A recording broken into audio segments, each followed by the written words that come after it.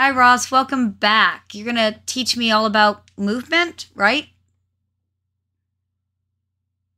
Absolutely. We're going to talk for sequence of play and how a game works, how a game round works.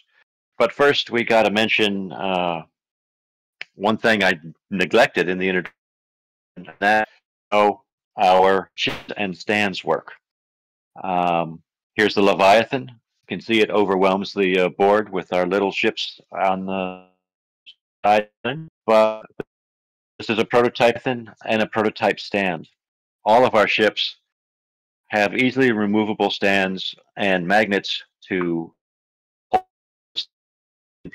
so that we can easily store them up, easily store the stand, put it together for play, and over the course of play, if we can remove the resolve movement, put our ship back in place, and we're ready to go. Neat feature for all the ships in Leviathan. That's really cool. So even the smaller ships will have magnet bases. As you can see. How cool is that? Science magic. Those of us who have, those of us who have fleets of fighters, fleets, how do you transport them without the stands breaking off? Here, we've made it so that you can easily take them off and reattach them without having to worry about glue and that sort of thing. So, for on to movement. First, let's talk about sequence of play. We're going to have an initiative phase. Move, all the ships will move. Then a combat phase where all attacks will be resolved. In initiative, each side will roll a die, add the highest rank of the side's captains.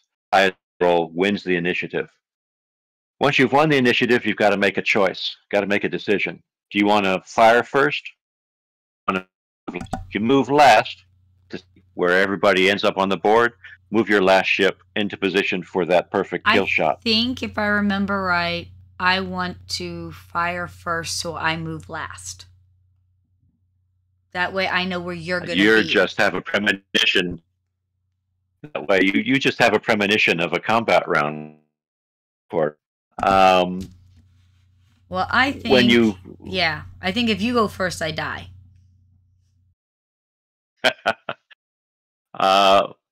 First has the benefit of damage to play immediately, so that any damage or destruction you caused in your first fire will prevent that target from reacting, prevent that target from shooting.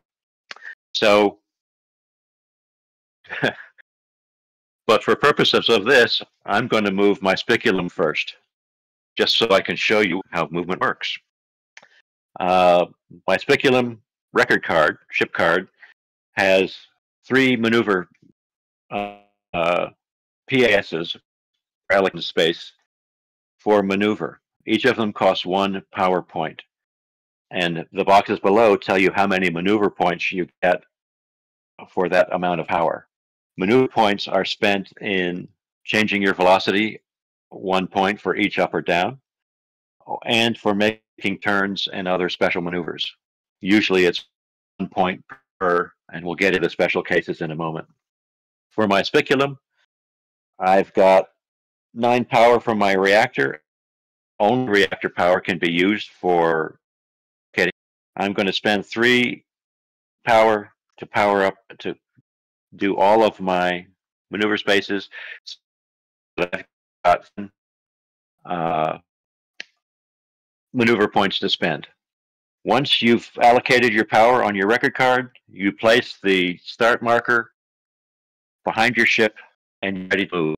You cannot change the power allocated. You cannot add or subtract. And if you don't spend maneuver points when you declare your turn done, will be lost. We fly from turn to turn. Arbitrarily chosen to give my speculum a starting velocity of 4. So I must move 4 to call my done. So I'm going to move 1, 2, 3, 4. So I've met the requirements for the turn, but I still have my 7 power points or maneuver points left to spend. So I want to maneuver my ship so that I have a potential shot.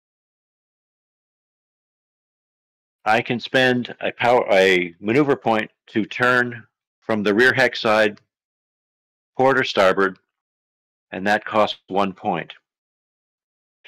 Every time I move 2 hexes, I can make a standard turn for 1 point. If I want to make a turn before 2 hexes, that will cost me an extra power point. So if I'm beginning my turn here and I immediately want to make a turn and I haven't moved my 2 hexes, I can do that. It'll cost me 1 point for the turn and 1 maneuver point for each hex that I am short of my turn requirement. In this case, it would be 2 for a total of 3 maneuver points to make that maneuver. If I won a main turn, I'm 1 short plus 1 maneuver point for the turn. That would cost me 2. If I move 2 and then make the turn, that only costs me 1 point. If I move 2 and want to make a turn from the front hex, that will cost an extra power point, 1 for the turn and 1 for making a turn from anything other than the rear hex, the standard turn. So you can see that in some of the larger ships, 3, 4, 5, 8 hex ships, where they have to move 8 hexes before they can make a standard turn, it can be quite cumbersome to move them, to turn them. If you want to make the turn early, it just costs lots of maneuver points to do that. And most ships have a maximum of 10 or less maneuver points. You can also do a side slip. A side slip is half a hex forward and move over to the side. That costs 1 power point. You have to move 1 hex forward before you can do another side slip. And a side slip counts as 1 towards your movement, your velocity requirement. So I'm going to move my spiculum 1, 2, 3, 4. I haven't spent any of my maneuver points yet. I'm going to move up to velocity 5, velocity 6, velocity 7, and make a turn. So that's 3 maneuver points for change of velocity, 1 for the turn.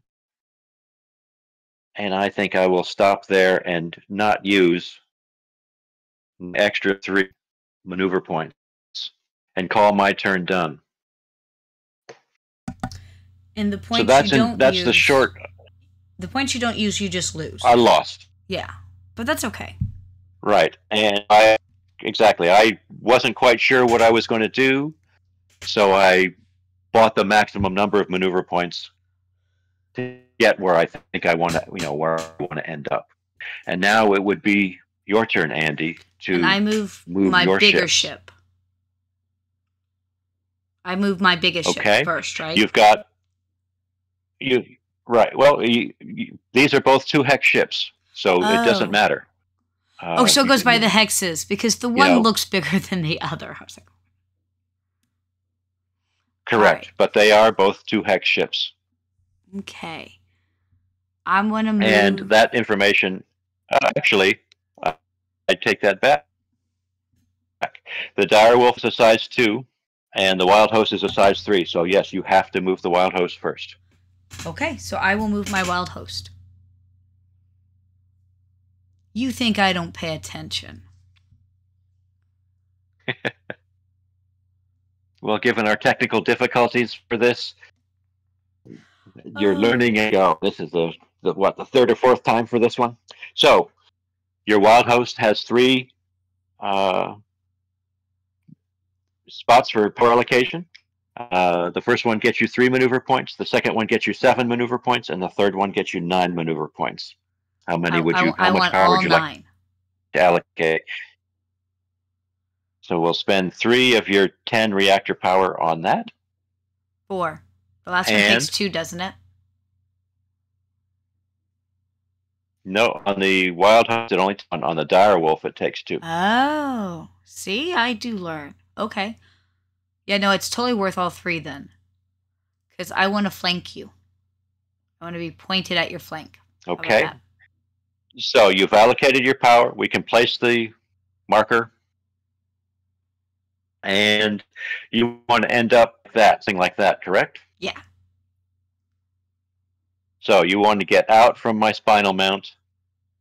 Oh, yeah. No. I remember the spinal mount. Against my side. So hint, hint for later this videos. Is a premonition, remember. The spinal mount's bad. Yes. 1, 2, 3, 4. So that meets your requirement. You want to get off to the side. 5. So that's 1 maneuver point. 2, 3, 4, 5, 6. So that's 4.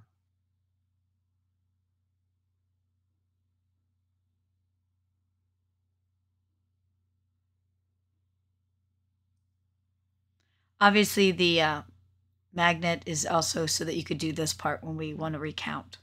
It's a very technical tool. Yes. So I'm just...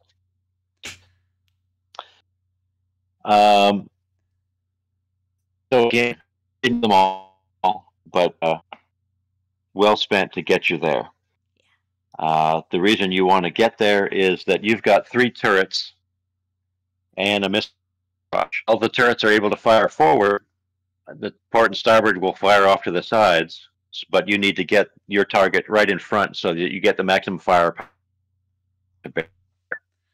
And I need a new roller, but that's for other videos. Yeah, so no matter what you do in this video, maybe next.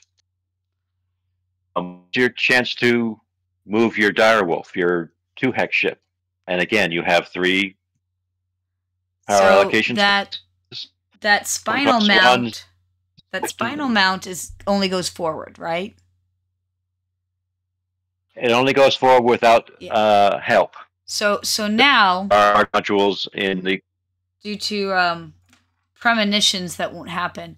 I do not want that one just to be straight in front. Correct. So first question is though. So you have an idea what you want to do.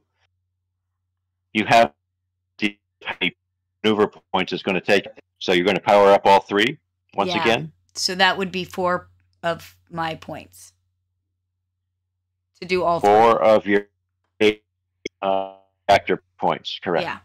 So 1, 2, 3, 4, up to 5, up to 6.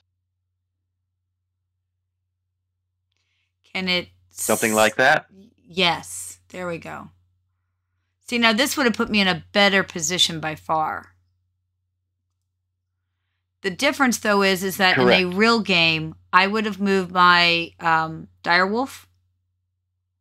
No, what's the big one? You would have moved your... You have to move your wild host first. I would have moved the wild host first, but then you would have moved your ship. You would have moved your ship before I would have moved the direwolf. Correct. Because you won the initiative, even though you said you wanted to fire first. And for the example here, you were going to move last, so you get to see where I am and react to it. Right. So where it ended up so that you could avoid the attack. Now you want to be able to attack him from both sides. Odds are I'm not going to be able to power up both of my shields to. And I've avoided that pesky that pesky the weapon that only goes forward. That's the spinal awful. Mount. Yep. Yeah, that spinal mount, which is awful. It's actually really cool if your ship has it. If you're the other ship, it is awful. Okay. One last thing we need to do segment is to look at the control situation.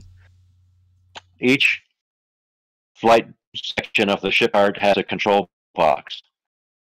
That shows how much you can spend without stressing the ship.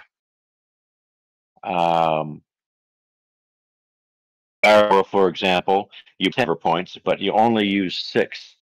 And that is under the 7 of your current control box, so you're fine. You don't have to spend any extra point. The Wildest, conversely, his highest control box number is 6. For argument, you spent 7. So you either take a stress point, or you can spend a piece of power on your to negate. Stress builds up on your captain card in the basic game. Once you reach 10, the captain decided to run away to fight another day and will be disengaged from the skirmish. So I'm going to force your wild host to spend 1 point on his auxiliary compensator. For this positioning, it would be worth it, though. I think. To get there, yes. Yeah. Because in next turn, in your combat turn, because of the positioning, all of your weapons bear on both ships, and you still have enough power to fire all of your weapons. The Spiculum has some choices to make on what shields he wants to power, and he has 2 missile barrage he will likely fire off also.